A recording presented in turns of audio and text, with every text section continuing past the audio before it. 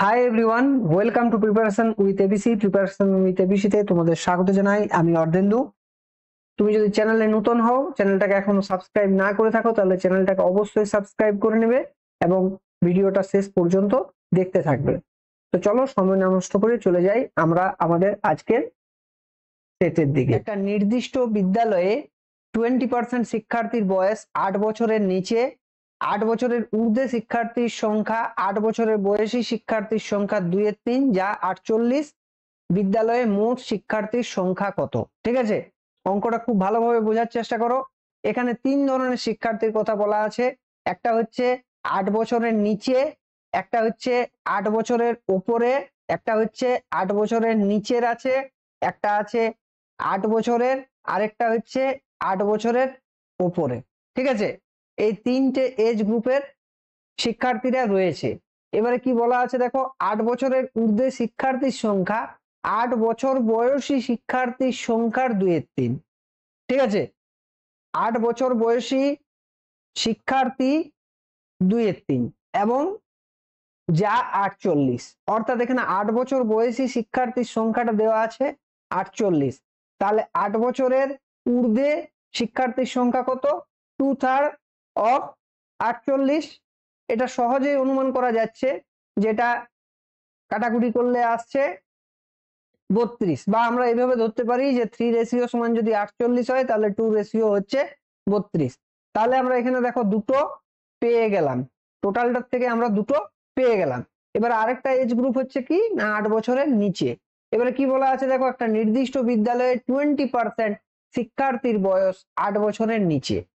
ঠিক আছে, তার মানে কি আমাদের টোটালটা যদি 100% হয় তাহলে এখানে শুধুমাত্র হচ্ছে 20%। 20% কোথায় না 8 বছরের নিচে। তাহলে এই দুটোতে মিলে কত হচ্ছে আমাদের? 80%। তাই তো, 80% হচ্ছে আমাদের এই 8 বছরের বয়সী শিক্ষার্থীর সংখ্যা এবং 8 বছরের ঊর্ধ্বের শিক্ষার্থীর সংখ্যা। তাহলে এখান থেকে খুব সহজেই আমরা বলতে পারি যে এই 80% এটা সমান হচ্ছে কত? এই 48 আর 32 যোগ করো, যোগ করলে দেখো চলে আসছে 48 আর 32 আমরা যদি যোগ করি তাহলে আসছে সহজেই 80 জন। তাই তো, তাহলে 80% সমান যদি 80 জন হয় তাহলে 100%, টোটাল শিক্ষার্থীর সংখ্যা 100%, তাহলে সেটা কতজন হবে? 100 জন হবে। সহজেই বোঝা যাচ্ছে। তাহলে এই প্রশ্নের সঠিক উত্তর 100। বোঝা গেল? ঠিক আছে, চলে আসছি পরের কোশ্চেনে। পরের কোশ্চেন দেখো, একটি 2 অঙ্কের সংখ্যা এবং এর সংখ্যাগুলির অবস্থানগুলি বিনিময় করে প্রাপ্ত সংখ্যার মধ্যে পার্থক্য 36। সেই সংখ্যার অঙ্কগুলির মধ্যে পার্থক্য কত? যখনই তোমাকে এক ডিজিটের নাম্বার বলবে তখন সেটা হচ্ছে এক্স, কিন্তু যখনই তুমি মানে 2 ডিজিটের নাম্বারকে লিখতে চাইবে তখন তোমাকে এইভাবে লিখতে হবে 10x প্লাস ওয়াই। কারণ কি না এখানে 1 আর 10 এইভাবে যদি আমরা সাজাই তাহলে দেখো দশকের ঘরে হচ্ছে ওয়াই, সরি এককের ঘরে হচ্ছে আমাদের ওয়াই। এবারে দশকের ঘরে আমাদেরকে এখানে যদি আমরা এক্স লিখতে চাই তাহলে এই জায়গাটা দেখো ফাঁকা থেকে যাচ্ছে। তার মানে কি এইখানে আমাদেরকে অলরেডি 10 লিখে রাখতে হবে।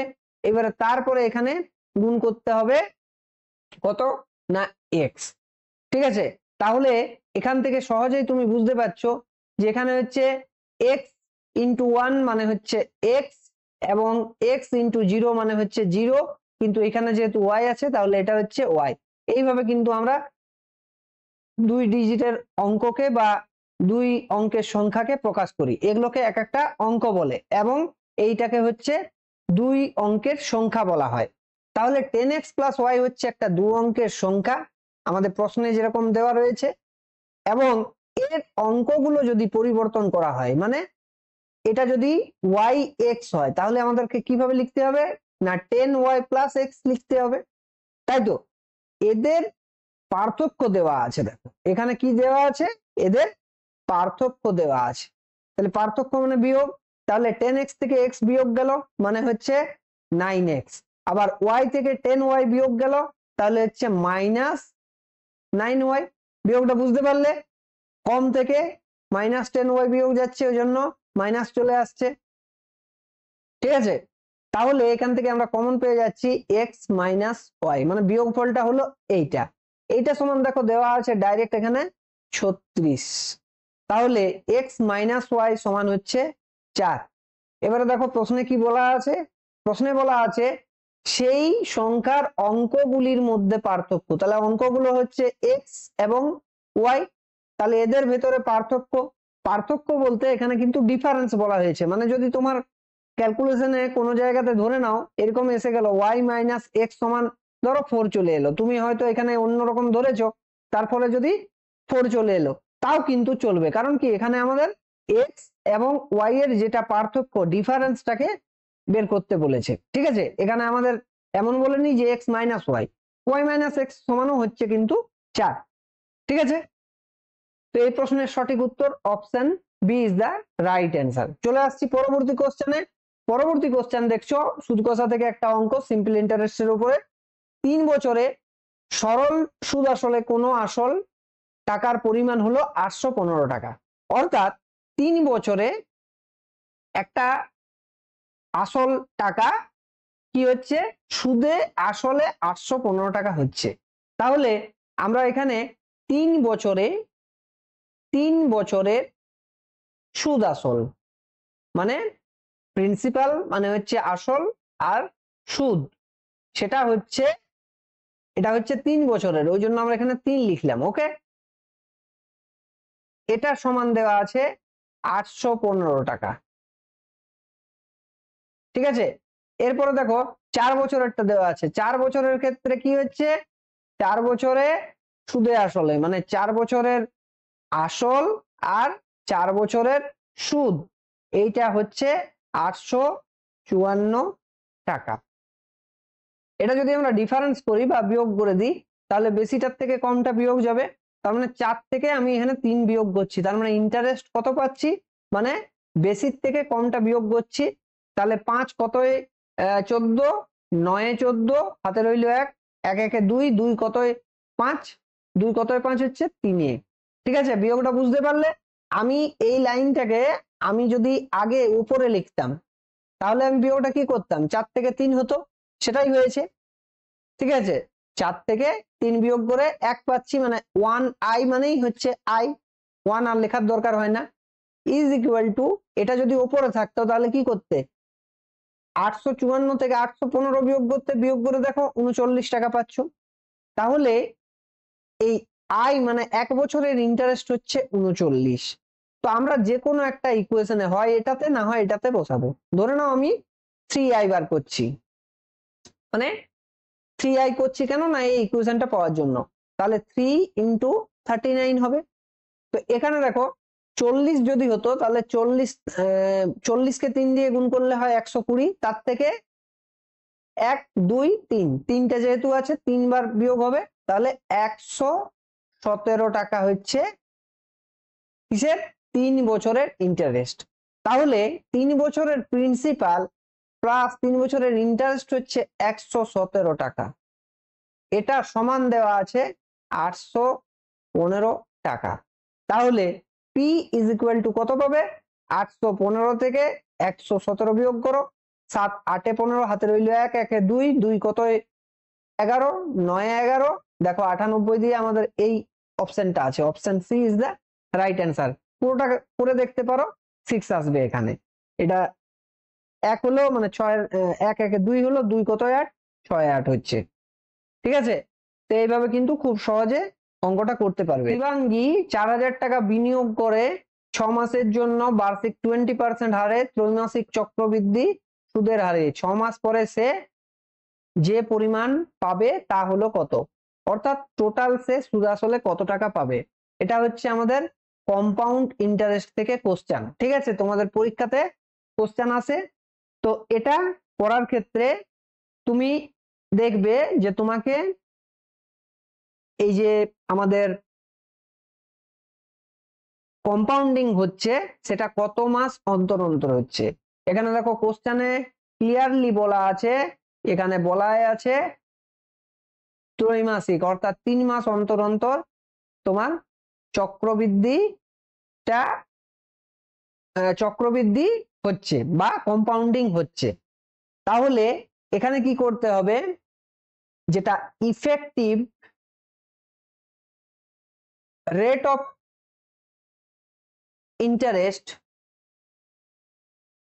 ঠিক আছে, সেইটা কি হয়ে যাবে 20, তো তার ত্রৈমাসিক মানে কি, মানে হচ্ছে 3 মাস, তাহলে 1 বছর করতে কত লাগছে 12/3 মাস মানে হচ্ছে 4, এই 4 দিয়ে তোমাকে ভাগ করতে হবে, তাহলে এটা হচ্ছে 5%।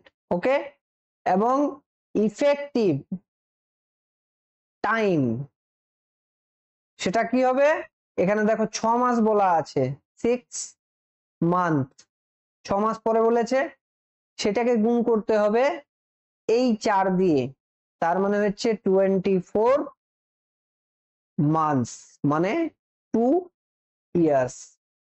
বোঝা গেল? এরপরে তোমার কি হবে, চক্রবৃদ্ধি আমরা যেভাবে করি, তাহলে আমাদের এটা হচ্ছে 1/20, তাই তো 1/20, তার মানে আমরা টাকাটা ধরে নেব, আমাদের ধরে নেব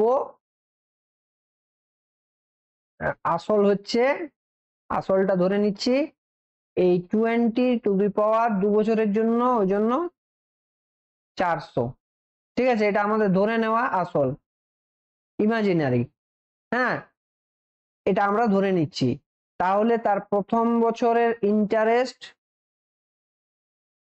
হচ্ছে তোমার ইন্টু 1/20, এটা 1/20, তাহলে হচ্ছে এটা 20, এটাও 20, আবার এটার জন্য হচ্ছে ইন্টু 1/20 মানে 1, তাহলে টোটাল কত হলো 41 রেশিও, অর্থাৎ 400 রেশিও যদি আমাদের মানে টোটাল মূলধন হয়, তাহলে আমাদের 6 মাস পর যেটা ইন্টারেস্ট হবে, কম্পাউন্ড ইন্টারেস্ট, সেটা হবে 41, কিন্তু এটা দেওয়া আছে দেখো 4000 টাকা, প্রশ্নে এটা 4000 টাকা দেওয়া আছে, তাহলে এটা যেহেতু 10 গুণ হয়েছে, তাহলে আমাদের ক্ষেত্রে এটাও হবে 10 গুণ, মানে এটা হচ্ছে 410 টাকা, তাহলে 410 টাকা হচ্ছে আমাদের ইন্টারেস্ট, আর আমাদের টোটালটা আছে মানে আসলটা আছে 4000, তার সাথে এই 410, ঠিক আছে, তাহলে টোটাল আমাদের কত হচ্ছে 4410। Option A is the right answer, option A is the right answer. বোঝা গেল? চলে আসছি পরবর্তী কোশ্চেনে। পরবর্তী কোশ্চেন দেখতে পাচ্ছ একটু এক্সেপশনাল কোশ্চেন, এটা হচ্ছে আমাদের ক্লক থেকে আসে, ক্লক থেকে তোমাদের অ্যাঙ্গেল বার করা যেমন আসে, তেমনি তোমাদের আসে যে ফাস্ট এবং স্লো কিভাবে হয়। তো এখানে এই যে পার্টিকুলার অঙ্কটা দেখছো, এটা একটু অ্যাডভান্স লেভেলের কোশ্চেন, কিন্তু তোমাদের পরীক্ষাতে আসতে পারে, তাই আমি এই ধরনের অঙ্কগুলো তোমাদেরকে করিয়ে দিচ্ছি। একটি দেওয়াল ঘড়ি প্রতি 24 ঘন্টায় 10 মিনিট দ্রুত চলে। সোমবার সকাল 8টার সময় দেখানোর জন্য ঘড়িটি ঠিক করা হয়েছিল। বুধবার যখন ঘড়িটি সময় দেখায় তখন সন্ধে 6টা, সঠিক সময় কি ছিল? ঠিক আছে, তাহলে এখানে যে পার্টিকুলার আমাদের এই অঙ্কটার ক্ষেত্রে বিষয়টা দাঁড়াচ্ছে যে সোমবার, মঙ্গলবার, বুধবার, 3 দিন রয়েছে। এখানে সকাল 8টার সময়, 8 AM, সকাল 8টা, আমি সকাল 8টা 3টেতে লিখে নিলাম, তার মানে কি এটা হচ্ছে 24 ঘন্টা, এর ডিফারেন্সটা হচ্ছে 24 ঘন্টা। এবারে বুধবার কটার সময় বলেছে 6টার সময়, তাহলে বুধবার 6 PM, এটা যদি তোমার 8 PM হতো তাহলে 12 ঘন্টা হতো, তাহলে এটা হচ্ছে 10 ঘন্টা, তাহলে আমাদের টোটাল সময়টা কত 24 + 24 + 10 মানে হচ্ছে 58 ঘন্টা। বোঝা গেল? 58 ঘন্টা। এরপরে দেখো আমাদের এই 58 ঘন্টা হচ্ছে টোটাল সময় যেটা আমাদেরকে হিসেব করতে হবে। এখন দেখো যদি ঘড়িটা ঠিকঠাক থাকে,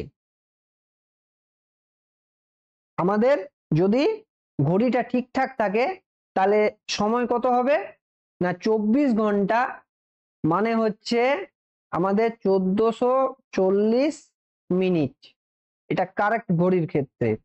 আর ইনকারেক্ট ঘড়ির ক্ষেত্রে এটা হচ্ছে 24 ঘন্টা ইন্টু 60, যেহেতু ফার্স্ট যাচ্ছে তাহলে সেটা কত শো করবে 1450 মিনিট।